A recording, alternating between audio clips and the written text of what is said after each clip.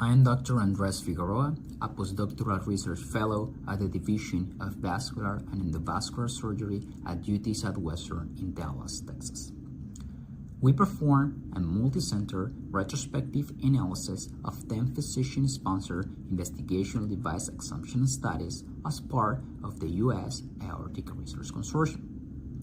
This study aims to examine the midterm results and predictors for sac enlargement to characterize aneurysm sac changes after fenestrated or branched endovascular aortic aneurysm repair for postdissection thoracoabdominal aortic aneurysms in a total of 208 patients.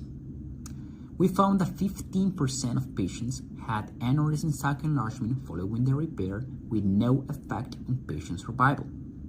Independent predictors for aneurysm sac enlargement include patients over 70 years at the time of the index operation and the presence of type 2 endoleaks at the 1-year follow-up imaging studies. Though fenestrated or branched endovascular aortic aneurysm repair is a safe and effective treatment option for post-dissection thoracoabdominal aortic aneurysms, elderly patients and those with type 2 endoleaks at the 1 year may need closer monitoring and secondary interventions to prevent sac enlargement.